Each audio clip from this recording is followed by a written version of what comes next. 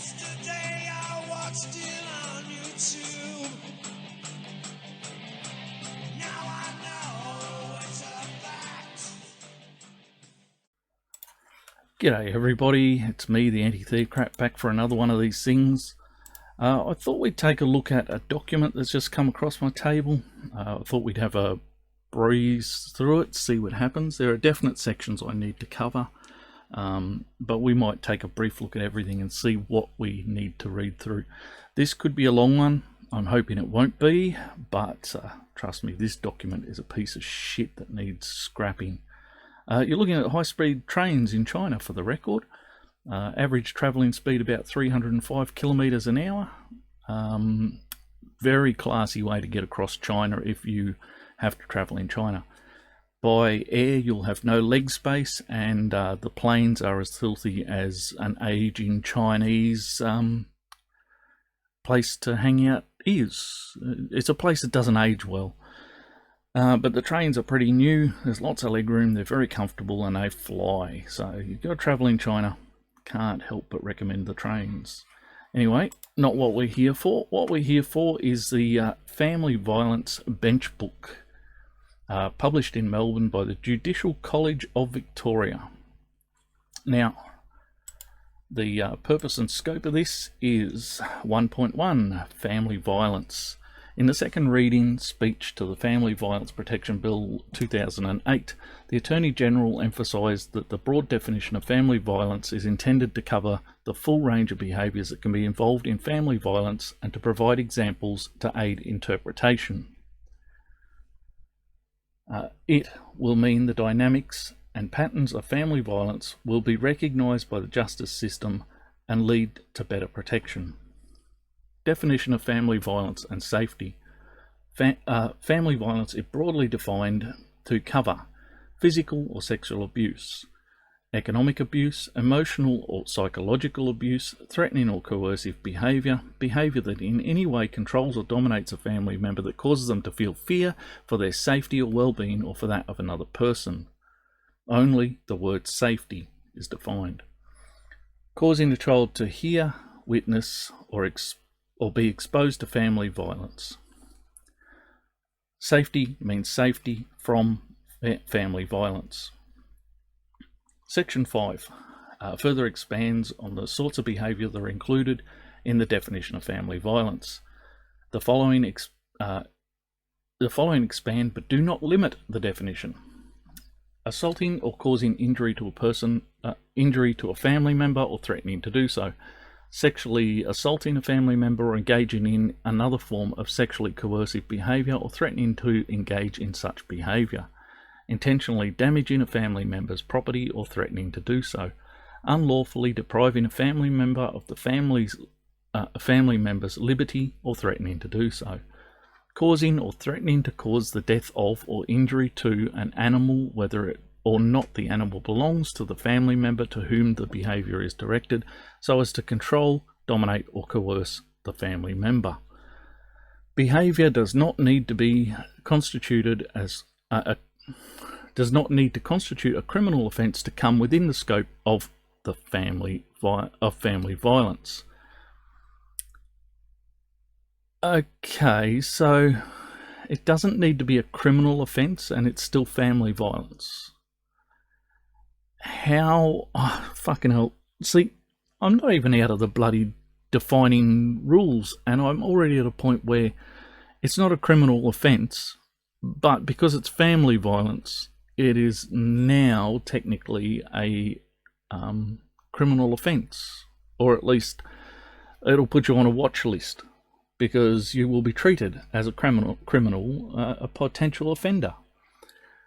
I'm just wondering, how many other crimes do you get put on an offender list, a watch list, for just saying, geez, wouldn't it be fun to rob a bank? You know, fuck, I just went on a watch list, didn't I? No, don't rob banks. I'm not planning to rob banks. But seriously, if it's not a criminal offence, if you haven't committed a criminal offence, then why does this even need to address you? The Act clearly articulates that the... See, I couldn't even say articulates then for a minute. That's pretty bad, isn't it? You can't articulate the word articulates. Articulate that the scope of family violence is much broader than that in the old ACT, the CFVA, or the criminal law. I don't understand that. I do not understand how family violence is broader than criminal law. That sounds wrong to me. There's something deeply, deeply wrong about that statement. The Justice Legislation Amendment Act 2018 also asserted additional examples of behaviour that may constitute family violence: using coercion, threats, physical abuse or emotional or psychological abuse to cause or attempt to cause a person to enter into a marriage; using coercion, threats, physical abuse or emotional or physical abuse to demand or receive dowry, either before or after a marriage. I'm not adverse to the idea that we need to stamp on dowry in this country. I've been beside dowry laws because China still plays with the idea of dowry, and I'm married to a Chinese national. No need for that shit. Luckily, I wasn't involved in that shit, but I could have been. Conduct which is intended to ascertain the address of a person may constitute behaviour towards that person that is emotionally or psychologically abusive or threatening, or in any other way controls or dominates the person and causes the person to feel fear for their safety or well-being of the person. It has been suggested that behaviour can be towards another person if it is focused on or targeted at or directed to that person. To attempt to obtain a person's address is conduct which focuses on, is targeted at, or is directed to that person. I think this is something that should almost be in regular criminal law to stop people doxing just for kicks, huh? Yeah. Anyway, that's just me. I don't care. Hey, you can dox me all you like. If a person is unaware of such behaviour, that behaviour may not be emotionally or physically abusive within the meaning of the act. It might not control or dominate within the meaning of S5 either. On the other hand, it may still be threatening behaviour within the meaning of S5. So if it's not threatening or controlling according to the person who it should be threatening or controlling, it may still be threatening and controlling even though they don't know it's threatening and controlling. Okay. In the criminal law, an accused may be guilty of a threat to kill even if the proposed victim is not the listener to or the recipient of the threats. I understand that, but you're now assuming that you can control and dominate somebody by not letting them know that you're even looking them up. I don't know. Look, I understand that within criminal law, certain protections are required to protect victims who might be harmed, but I don't know. I don't know where this goes in this regard. It sounds questionable. In that context, it is significant that of the FVPA specifically, that the FPA specifically contemplates that family violence may occur even if the perpetrator and the affected family member are not located in different jurisdictions. I don't mind that, yes. I guess you can be threatening towards someone from across the world in this current electronic age. Economic abuse. Okay, I'm not going to get into the economic abuse. I think we can guess where a lot of that is, I'm guessing that with women having 80% of the spending power in the world, that it's possible they may be the ones who are financially coercing people more than the men. But I'm pretty sure that we're not going to hear that or see those references Anyway, emotional or psychological abuse, is this worth covering? This provides some useful examples of emotional psychological abuse. Repeated derogatory taunts, including racial taunts, threatening to disclose. Why did they have to include racial taunts? Surely a taunt is a taunt, right? But they had to specifically include racial taunts.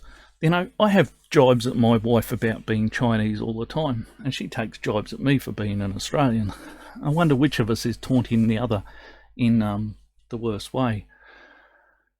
Threatening to disclose a person's sexual orientation to the person's family against their wishes. Threatening to withhold a person's medication. Well, see, this is so close on, doxing in social media that why wouldn't this just be regular criminal law? Why does it need to be family? Threatening to withhold a person's medication, preventing a person from making or keeping connections with persons, family, friends, or culture, including cultural or spiritual ceremonies or practices, or preventing a person from expressing a person's cultural identity. Well, I know they went on a bit with this shit to make it as, race baity as possible, but this sounds like jealous women more than anything. Now, I've been in a jealous relationship. This bit here sounds like jealous women more than anything I have read so far. Threatening to commit suicide or self-harm with the intention of torturing or intimidating a family member. Are we talking about women again here? Because my experiences again are that women will slash across their wrists, not down their wrists, in order to emotionally manipulate people, because one girl I spoke to in particular, one young woman I spoke to in particular about her slashing, she knew full well that if she cut up her wrist, she would die in most of the circumstances where she's cut across, because people weren't around and she was just trying to gain attention. She wanted to be in a pool of blood when someone came home to find her, but she didn't want to die. And she knew how to die, but she didn't want to. She wanted attention, and she knew that that's what she was doing. She was a bit twisted that way. But an absolutely lovely girl in every other way. But do not go there, trust me. You'll find a slasher, avoid like the plague. But anyway, this is something I've come across in women, and it is purely manipulative. Or threatening the death or injury of another person. I know I'm gendering this, but there's a good reason for this. I've actually looked at bits of this document in the past, and I'm not sure where exactly they're going with all this stuff. Given that some of the stuff they've named is clearly more about women than men. Threatening child to witness. We can guess at most of this stuff, can't we? Additional guidance of common risk. Right? We don't need to go through the list. That's just going to drag this video out. Okay. 1.2 Purpose. The Family Violence Act 2008 was developed to meet perceived inadequacies in the justice system, response to family violence because of particular dynamics and effect of family violence are poorly understood.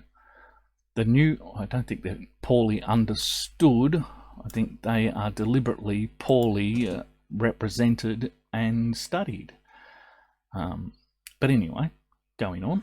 The new Act introduces a clear purpose and principles to reduce confusion among the practitioners. Yes, okay. And ensure that family violence is treated seriously and dealt with consistently. Purpose.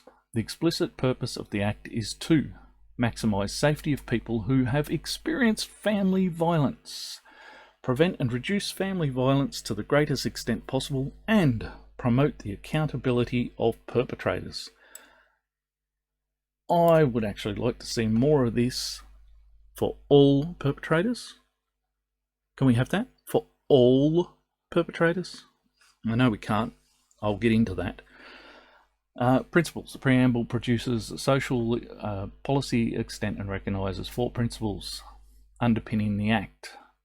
5 features of family violence from research findings. Okay. Principles and features of family violence. The four principles of beliefs and values of preamble are that non-violence is a fundamental social value that must be promoted, that family violence is a fundamental violation of human rights and is unacceptable in any form. I don't buy this. I do not believe that violence in a family is automatically a fundamental violation of human rights. Some people just shouldn't be together. Some people should never have formed relationships. Some people fight. And sometimes the fight, actually, research is showing more and more that reciprocal violence is more prevalent than any other form, which means both parties would be fundamentally violating each other's human rights. I think that's a major failing in that both parties can be violating each other's human rights. The family violence is not acceptable that family violence is not acceptable to any community or culture. Well, this didn't need saying, because that's pretty much understood. We tell everyone all the time how it's unacceptable, and most people do understand that. That, in response to family violence and promoting the safety of persons who have experienced family violence, the justice system should treat the views of victims of family violence with respect. Yeah? Do they ever treat the perpetrators with respect prior to a complaint being lodged and that complaint being taken to the courts? Do they ever not listen and believe? Anyway, 5 features of research findings specifically recognised in the preamble are that family violence is predominantly committed by men against women, children, and other vulnerable persons. Can we get that? By men. This is one of the 5 features of research findings specifically recognised in the preamble. Committed by men. This leaves no condition by which they need to look at violence by women, children, or other persons. I'll leave out the vulnerable because I don't give a shit about that word, but other persons. New South Wales Health used to have a men's violence against men section, domestic violence for men section. They have since pulled it down. Why they did that, I do not know. But in the early days of that page, it said that men could be violated by their partners, their children, their in-laws, and their parents, by the extended family. These were clearly laid out, that women and children could be the violator, the people who committed domestic violence against men. But here we have by men being included in this preamble so that no other condition can be considered or should be considered, because we've started out, we're only in the bloody definitions section of this paper already, and we've already defined who the violators are. By men against women, children, and other vulnerable persons. It has a serious impact on children who are exposed to the effect of it. Very likely.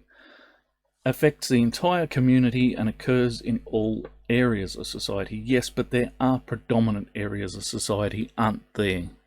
Poverty is a very major factor.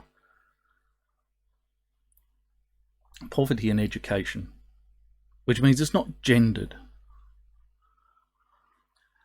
Affects the entire community and extends beyond the physical and sexual violence that may be involved and may involve emotional or psychological abuse. See, when you say by men, you essentially remove this. involve emotional or psychological abuse and economic abuse, which is largely how women abuse men. That, or when they get violent, they use weapons. Men tend to use weapons less often. Interesting, that, isn't it? And may involve exploration of power imbalance. Ooh, power imbalances. See, this is pure feminist theory, this one. It may involve exploration of why it may involve had to be included as one of the 5 features. May involve, but it's been included as an important feature. Exploration of power imbalances and may consist of isolated incidents or patterns of abuse over time. Right, so we've made this about the power imbalances that it may involve.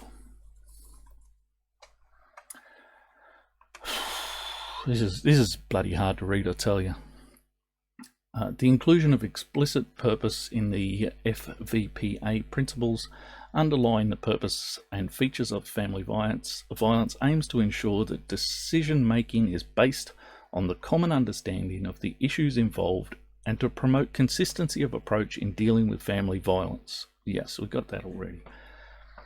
Okay, significant interpretations, links to broader form communications, human rights. Now, we're back to this being a human right, and I just disagree with that entirely. I think a human right is the right to breathe, sleep, eat, and have some form of shelter, really. I mean, if we start defining everything as a human right, where do we stop? International human rights, the UN shit. I'm sorry, I'm quite over the UN. I remember the UN in my younger days being the people with blue hats who stood around watching people get shot. And then it was turning out that they were actually people shooting people as well, just for kicks. Then they told us how to perform our human rights and put the Arabs in charge of women's rights. Brilliant stuff, the UN. Oh, and he for she. Don't get me on he for she. The demand that women need men's help at all junctures. Okay, people covered by the Act. Family members. A family member means a current or former spouse or domestic partner. A person, as well as child of that person who has or has had an intimate partner relationship, not necessarily sexual, with the relevant person. Well, yes, this is why when a flatmate of mine abused me in my teens, I didn't think a great deal of it, but as all this crap has gone on and all this man hate has increased, I have more and more considered the fact that that was domestic violence, because we lived in the same house. We did not have a sexual relationship, which was part of the problem. She wanted it, and I wouldn't give it. But yeah, we had a relationship. We were in the same house. It was technically, under these sorts of regulations, it was family violence. A relative or former relative, including a person who is a relative under the term. God, we're going for the bloody racism again. You are or you aren't. It doesn't matter what the... Right, if these people include a wider group of people in their family, that's fine. They can do that. But they're still family, aren't they? We don't have to dig up these specific race things. Is it just unnecessary legislation adding to the difficulties of reading anything? A child who normally or regularly resides in residence, a person who the relevant person regards or regarded as being like a family member. Oh, okay, we've expanded that out to pretty much anyone. You know, your best mate is a family, someone who might have suffered family violence at your hands. Domestic partners, family-like relationships. Not really bothered by any of this enough to read it. Separate regime for non-family members. Okay. Intervention orders against non-family members are generally sought and made under the Personal Safety Intervention Order. Yes. The court may hear applications. Yes, but how is this part of family violence? This is just regular AVOs against people who've threatened you. I don't know. I guess they just needed to include anything they could. Intervention orders. I'm not going to cover intervention orders. These are basically orders by the court, one way or another. Domestic violence, stay away orders and those sorts of things, you know. Who cares? I mean, it's there. What am I going to do with that information? Changing orders, hearings, children. Let's see what it says under children. Protection from family violence. In the preamble, overhearing threats of physical abuse by one family member towards another member, seeing or hearing an assault of a family member by another member. What if both members are involved? Confronting or providing assistance to a family member who's been physically abused by another member. So they don't even have to have seen the abuse. Okay. Cleaning up a site after a member has intentionally damaged another family member's property. Look, unless you're going around saying to your kid, Mummy broke this because she threw it at Daddy, how is the child to know that what it's cleaning up? I mean, I don't know why you get children to clean that shit up anyway, but oh, well, fuck no. Being present when a police officer attends an incident, well, surely that's the police officer's business, isn't it? The police officer has special conditions for how to deal with children. It should be on the police officer to make sure that child is protected from the scene in which the police officer is involved. Fucking hell. A child may not apply for a family violence intervention order unless he or she is at least 14 years of age and the court grants leave. Okay. Responding to children, protecting children, yes. Interaction with family law. What do we got? Let's dig down here. Types of family law. Let's broaden this. Family Law Act orders. Power to modify. Right, I'm going to leave all that alone because there are bits I definitely want to get to in here. What I want to get to down here are the social context, because this is sort of the meat grinder of where this is all about. And as we can see, we have a section for men. So, terminology. This chapter includes references to victims of family violence, perpetrators of family violence, affected family member, protected person, and respondent. In some sections, content provided by different family violence agencies referred to women victims of family violence and male perpetrators of family violence. Here we are again. Here we are again saying we can only look at this as women as victims and men as perpetrators. This reflects the nature of their research and the reality of family violence as a gendered crime. It is not a gendered fucking crime. Men are victims. Go fuck yourself. Seriously, go shove your head deep in your ass and fuck yourself with it. Family violence is not a gendered crime. As a male who has been the victim of women in the past, because I was one of those men raised not to hit women, thank fuck I got over that. On the other hand, no women have tried to attack me since I got over that because I stand my ground. But in younger days, I had women try it on with me. I had 2 women try to use men as their weapons against me. Oddly enough, One because I wasn't rough enough in bed, and one because I wouldn't go to bed. But I've had stalkers. I've had all sorts of shit happen to me. But here it is. The reality of family violence is a gendered crime. Go fuck yourself.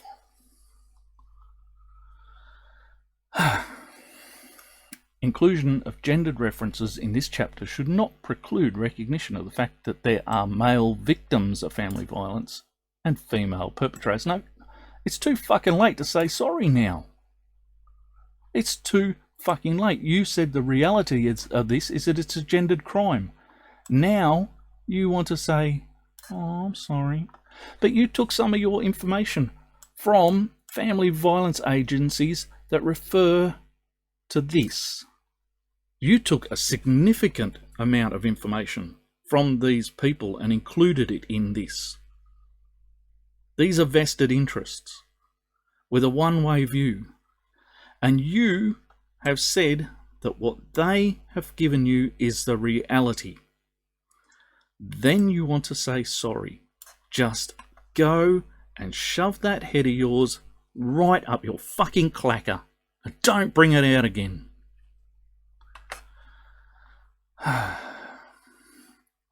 All right, I'm not going to dig through the rest of this. I'm going to go straight to men, and then we're going to call this quits because I'm already fucking pissed enough at this shit. 5.4 Men. Content contained in this section was prepared by the Male Family Violence Protection Association. This, by the way, is a feminist organisation known as No to Violence. Specifically, the inclusion of for inclusion in this bench book. This is hidden under this, which is a purely feminist organisation interested only in men as perpetrators and women as victims. No to Violence is a program which only sees violence as gendered one way. But the content of this section was from these people, which sounds really nice until you realise that it's really these people. The Male Family Violence Prevention Association is a feminist, man-hating organisation. NTV is the peak Victorian body of organisers and individuals working with men to end their violence and abuse against family members. Do we get that? We've now, right, I told you No to Violence was a feminist organisation concerned only with men as perpetrators and women as victims. And here it is, in clear English.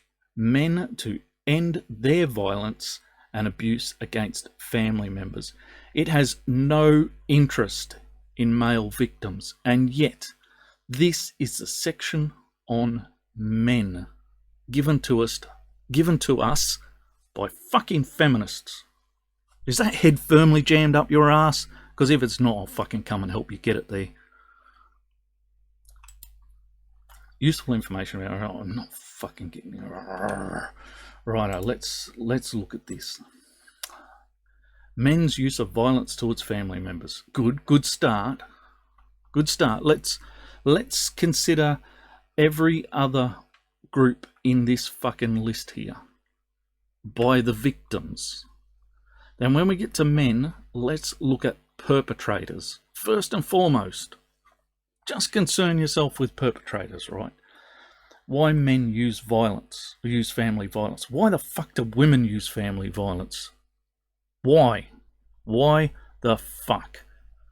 Did you look at that anywhere in here? I don't see a section on women as perpetrators. Do you? I'm betting in the Indigenous section, you don't include any of how violent Aboriginal women can be. And by fuck can they be violent.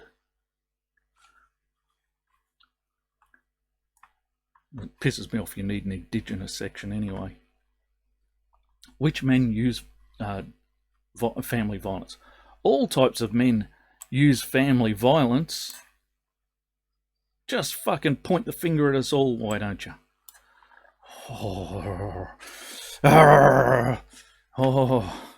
If your head's not up your fucking ass, it better be shortly. I'm probably being violent here, am I? Fucking hell. All I'm doing is expressing my anger at the way you've portrayed men here, the way that you've underwritten men in every... undermined men in every fucking way, and never ever considered that anyone else can be a perpetrator. I mentioned earlier, about 3-4 years ago, New South Wales Health had a page on male victims that said women, children and extended family can be perpetrators of family violence against men.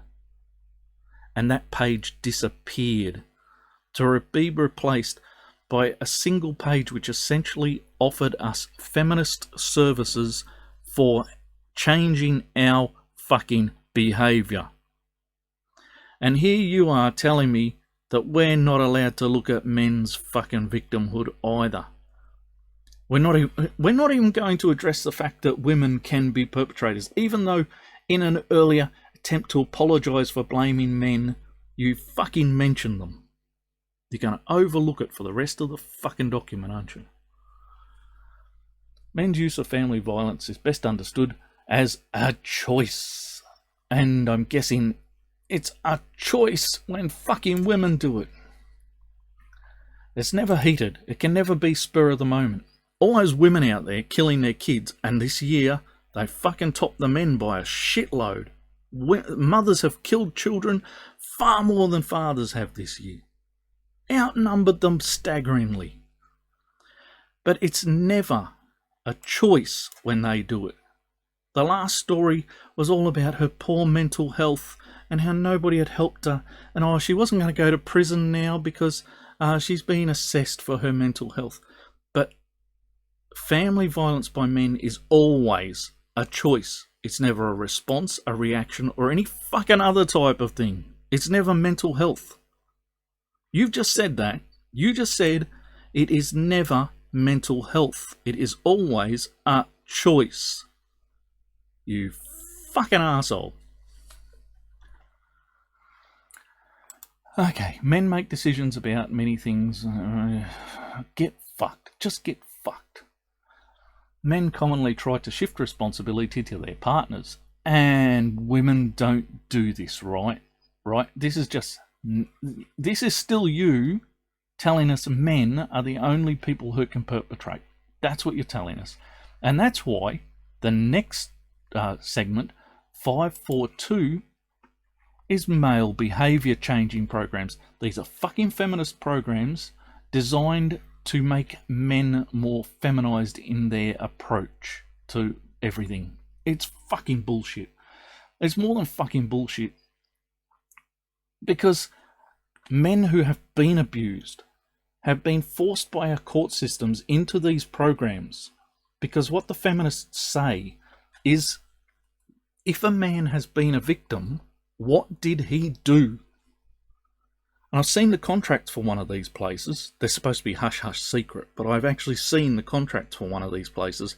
And a guy sent there by the courts had to sign, as a victim, was sent by the courts to one of these courses and was forced to sign a document which first and foremost declared that he was responsible for the violence in his home. That's what men's behaviour changing is about. It's about blaming the men and telling them they're always wrong. They're always the cause. Always the perpetrator.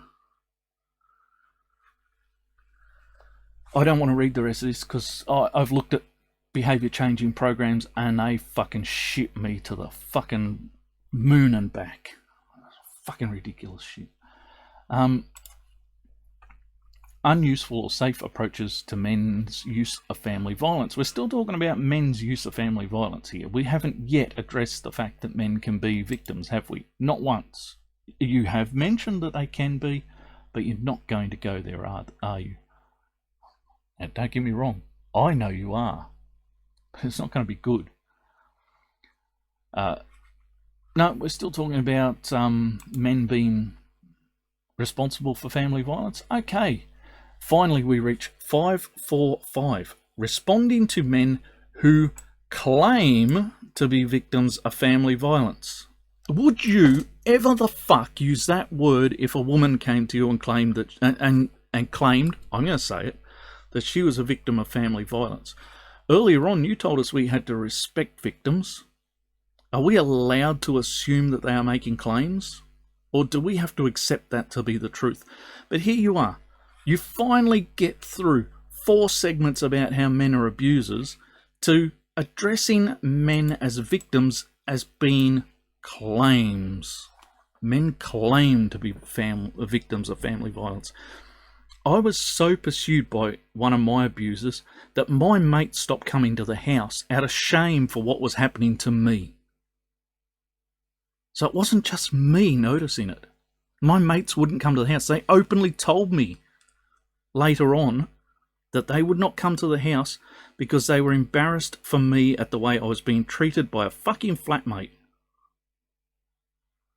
She would do things like open the front door when I arrived home and ask me to fuck her.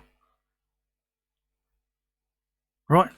It was just plain out and out abuse. I was about 18, 19 years old. This went on for 6 fucking months and my mates wouldn't come to the house. But you are going to say I am making a claim to be a victim. Now, if a woman told you what I just told you about how a guy came to the door and told him he was going to fuck her every day, you would call that abuse. I want you shoved up your own ass to your shoulders. Incidents of abuses towards men. Oh, hang on. We'll read the preamble to this. While men can be victims of family violence, men are most likely to be harmed by a stranger than a family member. So we've dismissed men who claim to be victims of family violence. According to earlier terminologies that you have spelled out, my flatmate was essentially someone who could commit family violence against me. We lived together in a shared house. But now you're going to tell me men are more likely to be harmed by a stranger. You know, I don't actually deny that. What I fucking object to is that you're using this to dismiss male victims of family violence. Why would you open with this unless it was to dismiss male victims? Quantitative research by No to Violence, a feminist organisation, reminding you of that. They have openly said that's where they got their information from. I'm telling you now, No to Violence fucking lie through their arsehole. Quantitative research clearly indicates that the majority of incidents are perpetrated by men against women and children. Again, this whole fucking paragraph, this 2-sentence paragraph, is a simple dismissal of male victims. Every fucking word of it is designed to dismiss the idea that men can be victims and should be given any sort of concern for their situation. This is a family violence bench book by the Judicial College of Victoria, and these are fucking legal minds, right? They're meant to be able to see through language like this. I'm sitting here as a fucking layman, looking at this, seeing it as right from the fucking heading, where men who claim, second bloody 2 sentences following that, is totally a dismissal of men as victims. How the fuck are judicial bloody officers not seeing through this shit? Seeing clear through it.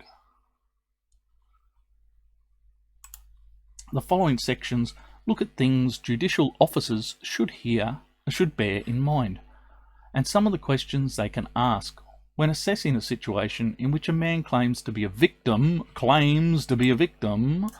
of family violence. Incidents of abuse towards men. The research, evidence, and experience of family violence professionals ambiguously demonstrates that relatively few men in heterosexual relationships are solely victims of intimate partner violence.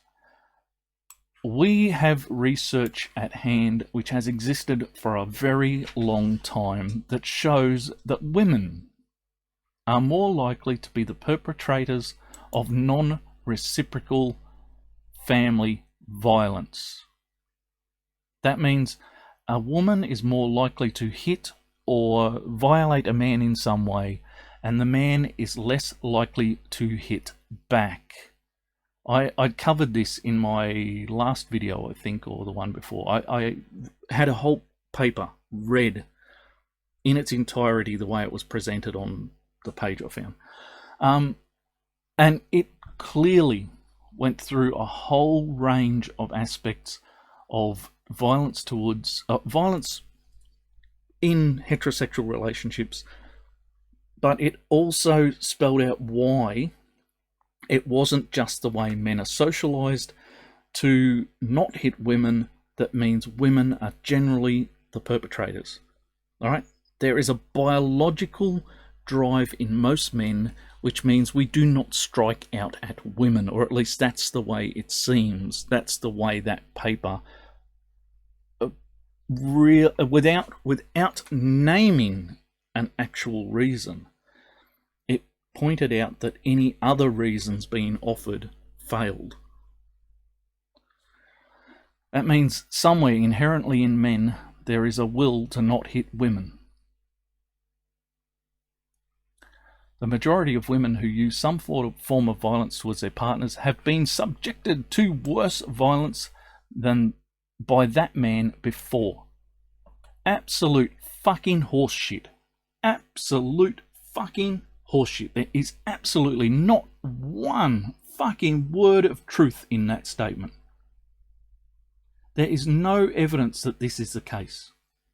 Reciprocal violence in relationships is a big thing, right? Women who violate are often violated in return by men, or vice versa. But there is no innocent party in that. This is trying to make it out that the women are entirely innocent of any action on their own part. And again, even though we're looking at abuse towards men, we are saying that if a man was abused, he was in fact an abuser.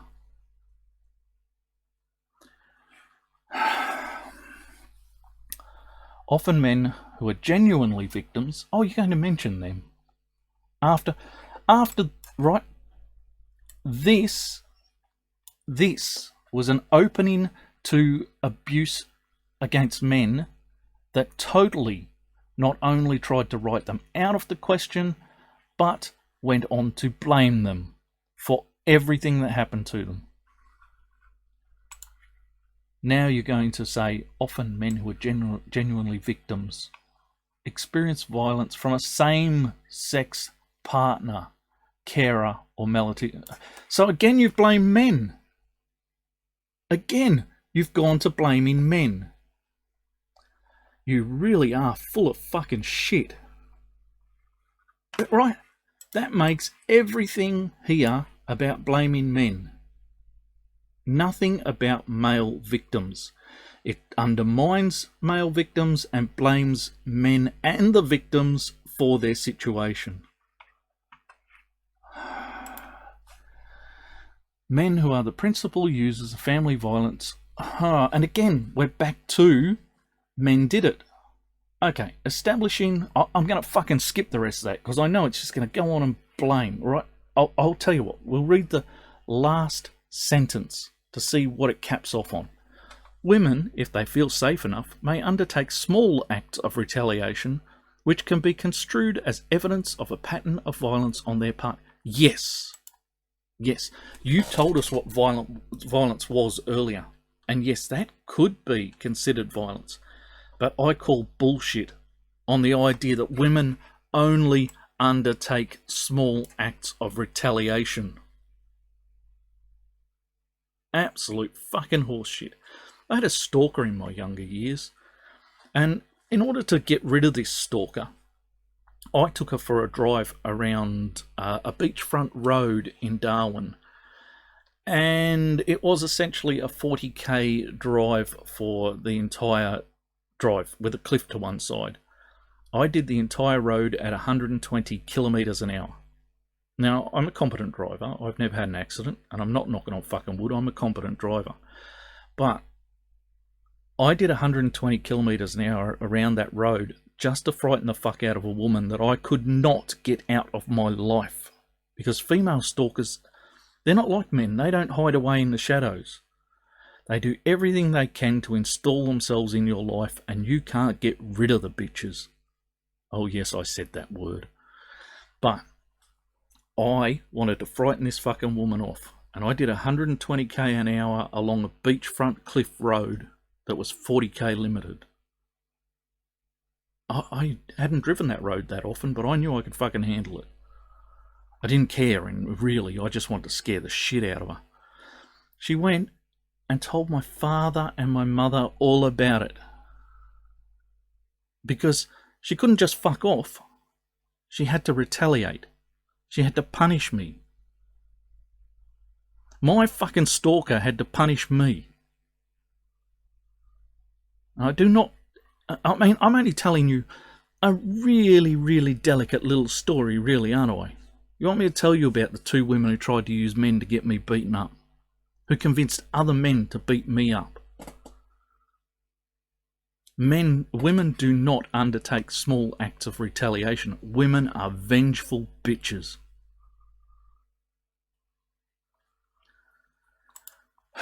Establishing whether a man is a victim. There are a number of questions the judicial officer can consider asking. Do you even ask women questions to assess whether they're actually a victim or not? Or is it just listen and believe? I really want to know, because so far everything you've spelled out says women are victims, therefore we have to believe them. But when a man presents, you ask questions.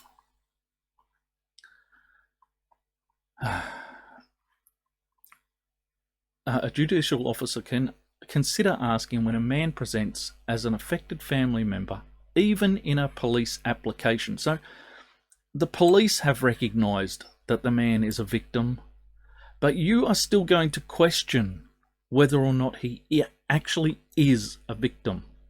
There's no listen and believe for men. Including, have you ever been violent towards your partner? Right, so we start out with fucking victim blaming. Victim blaming. Will you ever fucking allow victim blaming of women? Right, this has been a taboo for a very fucking long time, victim blaming women.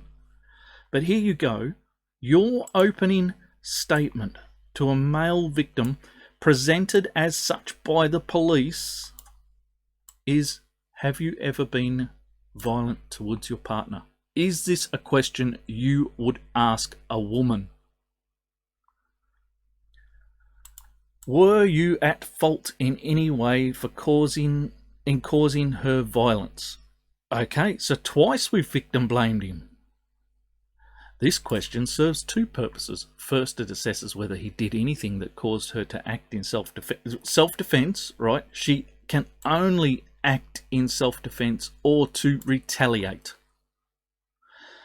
Think about this one. A woman hits a man and the man hits back.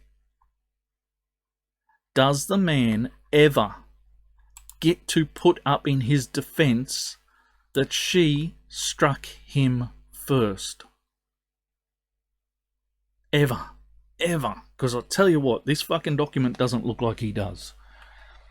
Second, people who are genuinely the victim often excuse the perpetrator to some degree and blame themselves for the violence. This I would accept if you hadn't put this in front of it. Right? It is true.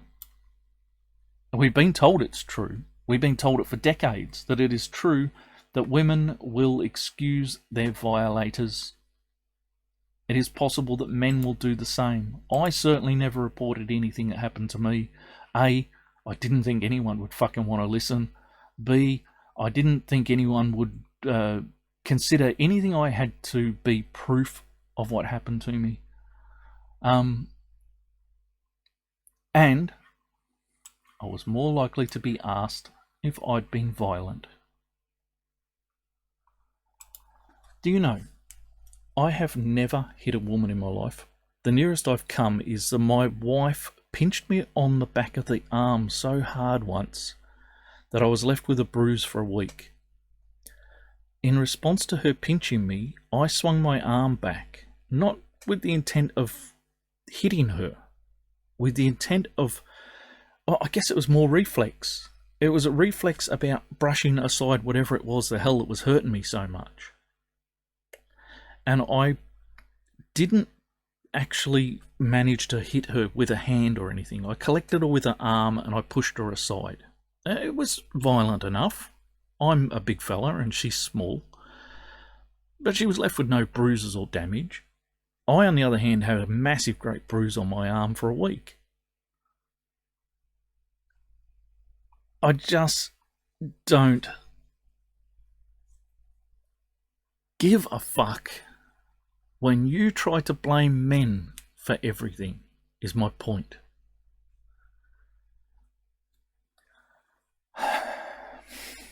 Are you afraid of her? Because that's important. I wonder if they ever ask a woman if she's afraid of him, except if they're asking for an AVO. Right? This is not asking about AVOs. This is just assessing whether he's a victim or not. Right? But are you afraid of her? Because if you're not afraid, if she's been hitting you with a fry pan, but you're not afraid of her because you put your hand up every time and you manage to stop it, well, you know, then it doesn't matter. She's been hitting you with a fry pan. What are you afraid she might do? Well, you know, I mean, she might hit you with the fry pan again.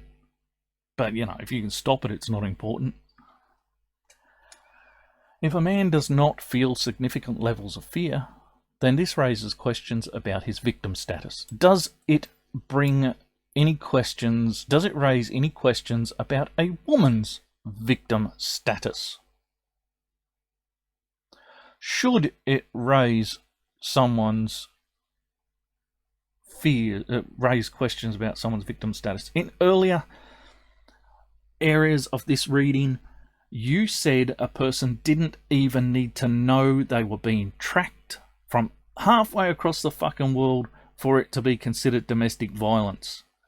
But now, if he's not afraid of her, and if he doesn't think she's going to do anything worse than she has already perpetrated, you don't think that makes him a victim. Go and royally fucking fuck yourself with that head. Plunge it in a few times. Make it good. Fucking suck on a kidney. Describe exactly what she did to you. Okay, fair question. Though I think this is a fair question, it's the sort of question that you're not allowed to ask women these days. The feminists have been arguing against this kind of thing for ages because this is going to trigger their victim status. It is going to trigger them badly by asking them to tell you what's actually happened to them. You're meant to listen and believe that they say something has happened, but you are not allowed to ask them to describe what actually happened in case you trigger them. So this is fair, but it is not fair in that light. Describe the frequency and any patterns of violence. Same problem as this. In the light that we are not allowed to ask women these questions, we should not be allowed to ask men these questions. What has held you back from seeking help earlier or trying to escape the situation? People who are truly victims might have felt too frightened to seek help earlier. they might have. Let's just take a quick look at this. Because I was about 18, 19. I must have been about 18 when I was being abused by the two women who were the most obnoxious abusers. And I was about 38 when I finally started telling the stories to emphasize that even I, someone who does not consider myself a victim, has, by the current standards of female victimhood, been a victim of women. Now that's 20 years of my life that I did not mention my victimhood.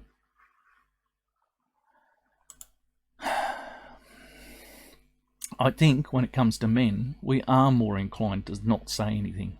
We're more inclined not to want to show our weakness. We're more inclined to believe that we can rise above these things, that we're men's, and we can rise above what's happening to us. We can deal with the situation. I certainly did. Eventually it set me up into a pattern of moving house every 6 months, because when I got shit off with people, I didn't bother to fix the problems. I just fucking picked up and moved house every 6 months for about 6 years. I moved house just to get away from arseholes who might have been bothering me. So, yeah, no, just not interested in this crap. They might have lacked access to money, resources, information, or support to leave. Yeah, they might have. They might have felt trapped. Note that they might also feel ashamed for not having sought help earlier.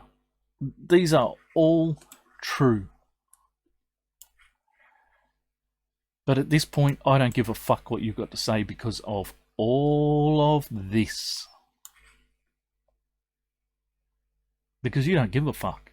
You just don't give a fuck. At every turn, you have tried to dismiss the idea that men can be victims. You have tried to undermine victims by, questioning whether or not they've been violent, whether or not they caused the violence. Do you ever ask these things of women? I couldn't imagine it. I couldn't imagine a woman telling me she'd been violated and coming to me with a black eye and me saying, "What did you do to cause it?" I just can't even imagine that. Look, I admit I'm a very gynocentric male. It is my awareness of it makes me understand the weakness of it. I'm not ashamed to say that I have that weakness, but I certainly understand it. But would I ever ask a woman that question? No.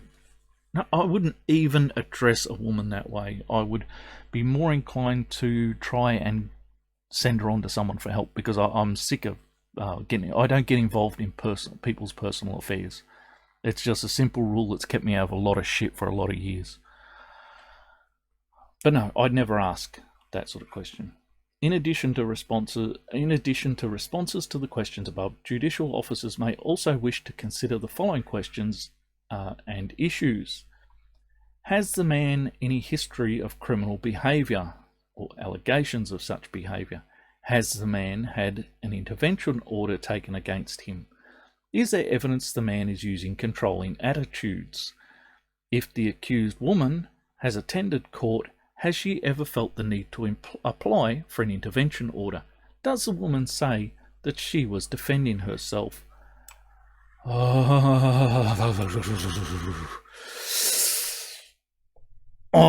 want to kill. Seriously, no I don't. But this is fucking enough to make me dead fucking angry. Alright? Your head should be buried up to the fucking middle of your chest in your asshole by now for writing this shit. Seriously, none of this are things you would say to a female victim. None of it. Not one fucking word of it. You would not ever ask a female victim if she had ever been the perpetrator of violence before and caused the situation she's in. You're a fucking bunch of feminist bitches. I can't explain how anti-feminist I am.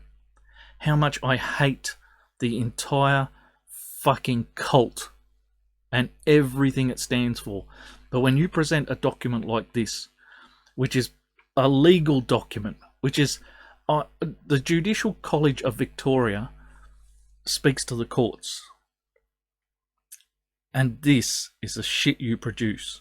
How are the legal minds in those fucking courts not looking at this and seeing the things I'm seeing? These people are taught to look at documents and read through them, through the words. This is fucking victim blaming. Over and over again, this whole section on male victims is victim blaming.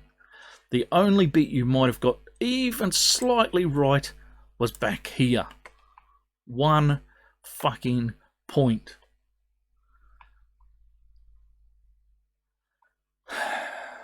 Men who are victims. Men who are genuinely victims. Oh, we've gone there again.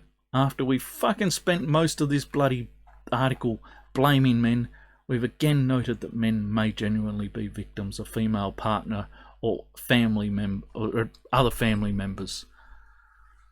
So this here,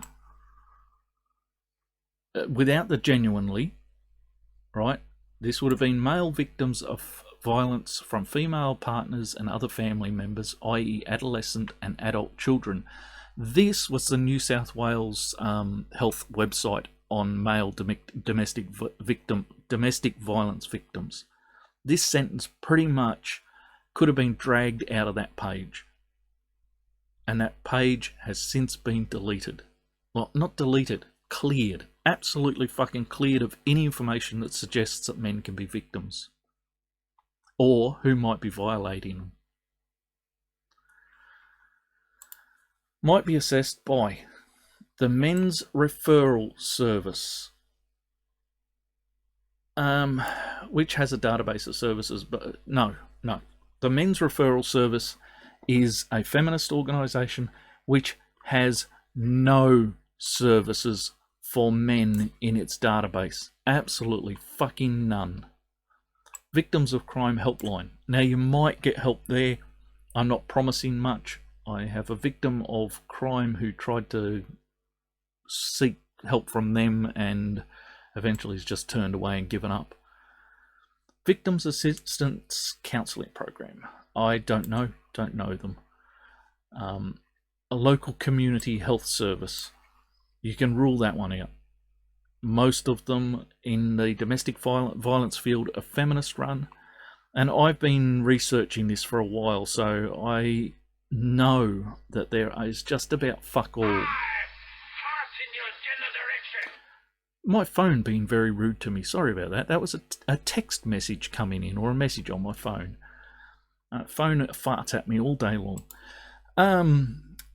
Anyway, yes, the local community health service, I would say be wary of who you're dealing with. It might be an idea to quiz them on how they deal with or consider male victims. There's actually a mental health service here. I had a long chat with one of the ladies down here once, and I think you might get a fair service from them. But if you went to somewhere like Centre Care, I can't promise you the same. The woman I last spoke to at Centre Care understood men had problems, but she also said that there were absolutely no services for men in the entire district. That it was hundreds of kilometres in any direction before you would find a service which would even talk to a man. But this one, the Men's Referral Service, don't fucking go near that shit, tell you.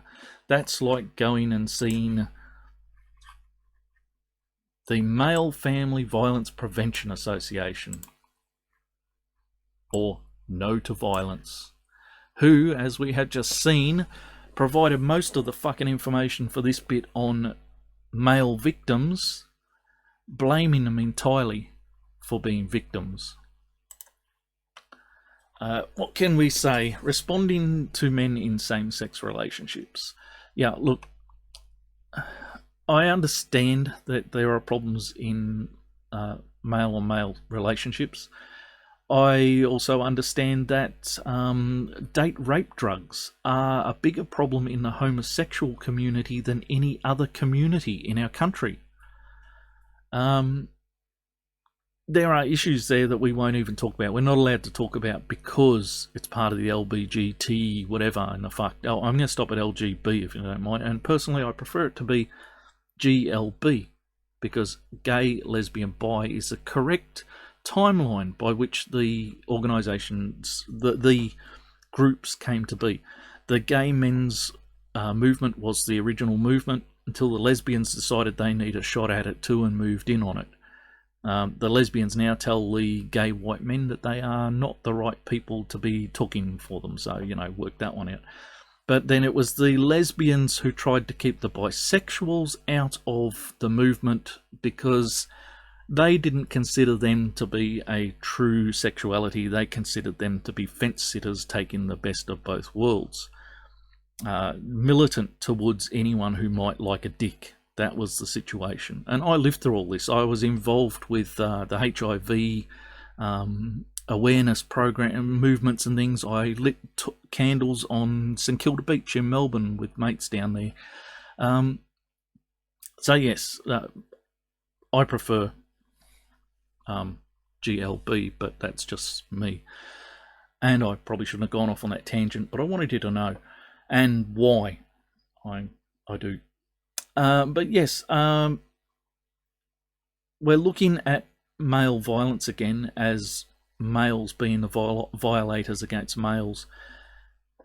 And I don't see anywhere in here where they seem to have dealt with lesbian relationships or women on women, people in same-sex relationships. Let's have a quick look, will we? Because lesbian relationships are the most violent ones overall. Statistically, that's what we find. Obviously, the numbers that are recorded and the studies that are done are limited because no one wants to. No, don't talk about that shit.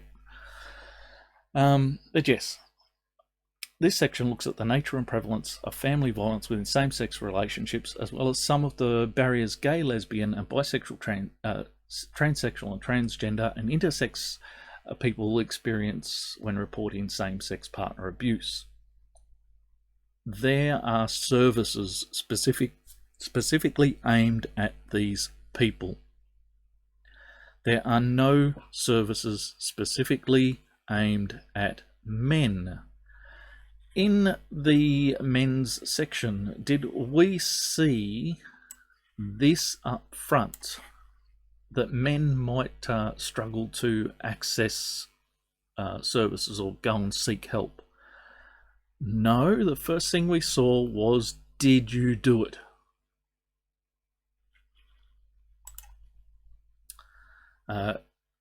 Anyway, yes, these people actually have special services, and it's mentioned here, contains a section on Gay and Lesbian Health Victoria, the Rainbow Network Victoria, right?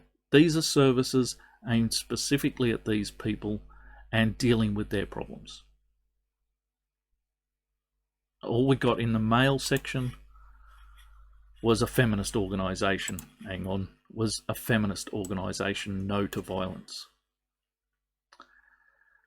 Okay, same-sex relationships. Prevalence of family violence and same-sex relationships. Let's have a look, see what they've got to say. However, a number of overseas studies suggest a general pattern of family violence is about the same in heterosexual relationships. No, lesbians are more violent. Admittedly, the percentages are low, but it always has shown lesbians to be more violent. Victorian report 390 on just 1/3 of respondents have been in same-sex relationships. Of the respondents subject to abuse, 78% reported they had been subject to psychological abuse and 58% reported being subject to physical abuse. Okay, lesbian women were more likely than gay men to report having been an abusive same sex partner. Get that? It has actually been addressed. American studies indicate that between 22 and 46% of lesbian women reported that being physically violent intimate partner relationships. Other studies, 15 to 20% of gay men and lesbian women are affected by family violence. While most of this research was based on self-selected samples, it suggests that family violence in same-sex relationships is a major issue.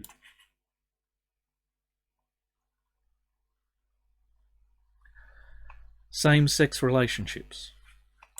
It is the one place, and it is one you will very rarely hear about, where women are the perpetrators. All right, this family violence bench book for the fucking courts of Victoria will try and victim blame men to the shithouse, and the only time it seriously talks about women as perpetrators is brushed over in lesbian relationships. Forms, myths. Let's have a quick look at myths. Number of myths surrounding family violence, sex. These myths include lesbian women do not engage in violent abuse against their partners because women are not violent. Hey, look at that. The one place we're allowed to address the fact that women are not violent, that women are in fact fucking violent. What did we say to the men? She might retaliate a little bit. She might fucking retaliate just a fucking little bit, eh? Just a tad. Lesbian women do not engage in violent abuse. This is the myths. Do not engage in violent abuse against their partners because women are not violent. We're only allowed to mention this because women are the fucking victims. To the men, she might retaliate a little bit. Women in relationships together have equal power. Fucking no way. You seen some of those butch dykes? Lesbian battering only occurs in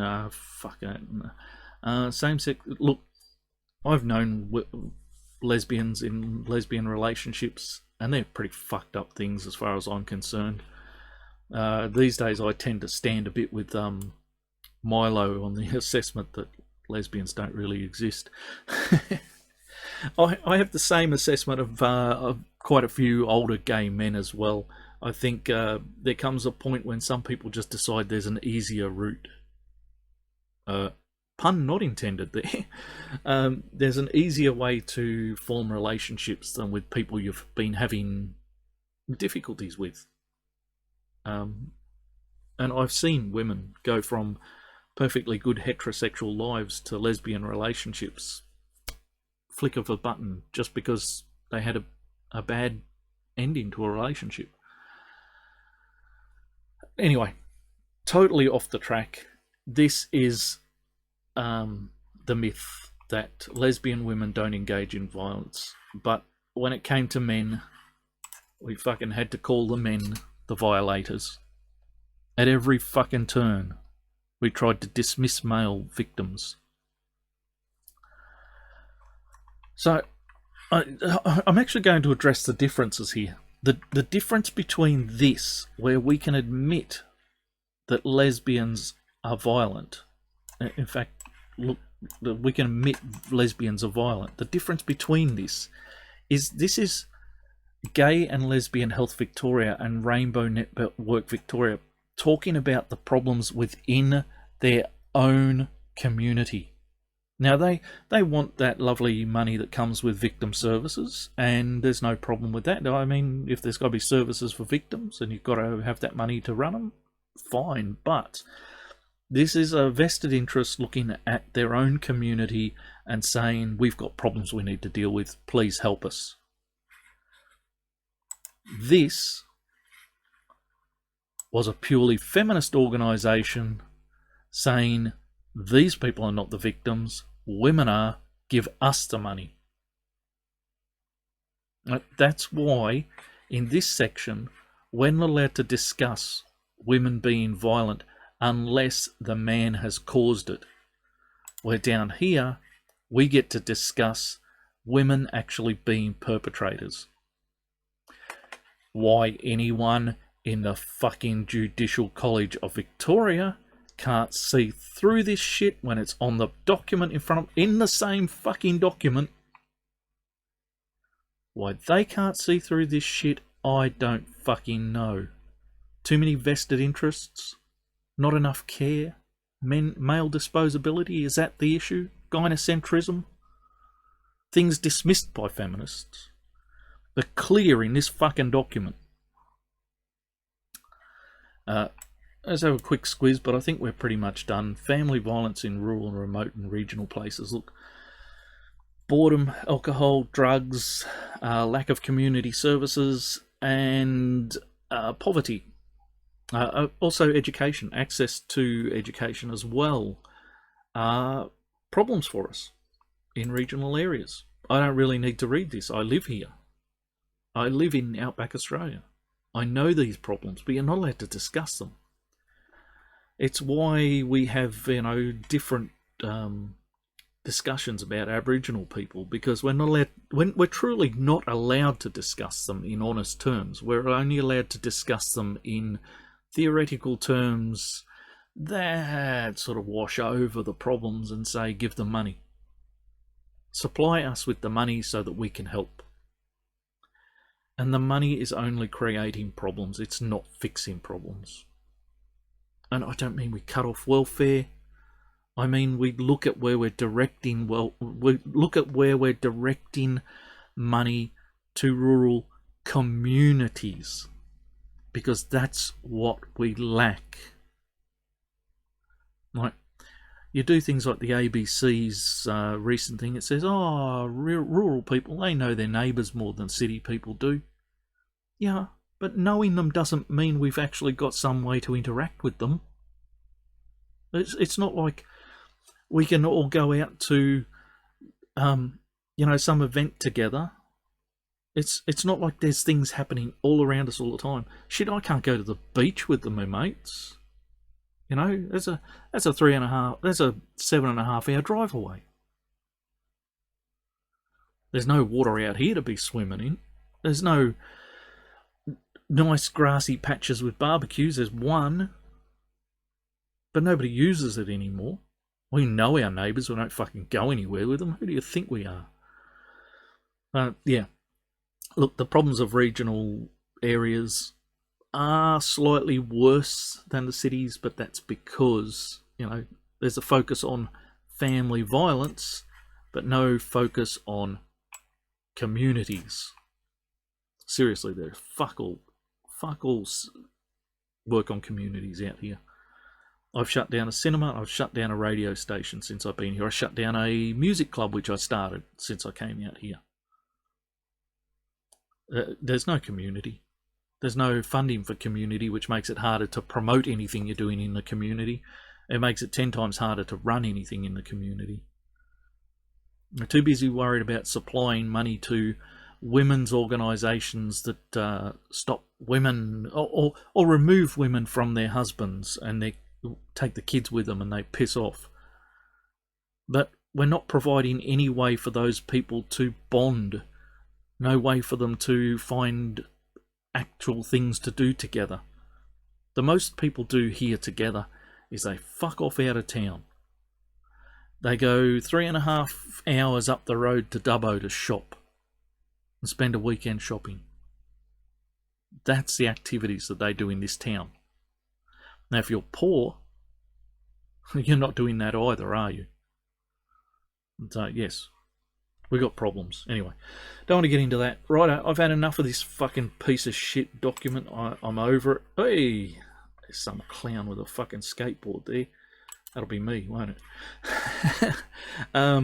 That's my AE board. Well, I should see if I can dig up Can I dig up something on that for you? No, I'll put it in another video. I have my electric skateboard, which I picked up in China when I was last there. Some friends of ours make them. If you're looking for an electric skateboard, knocks up about 30 kilometers an hour in top gear. Lovely ride. It's a AE board. Yeah, I'm just flogging it for a friend. I love my board. I know there's a lot of other boards on the market. You can buy any of them you like, but seeing as I'm here, and seeing as they're a friend, and seeing as I'm not getting any money for it anyway, I'm going to plug them. Love my AE board. Alright, I've been the anti-theocrat. I'm going to fuck off now. I hope your gods remain fictional, and I'll see you in the next one.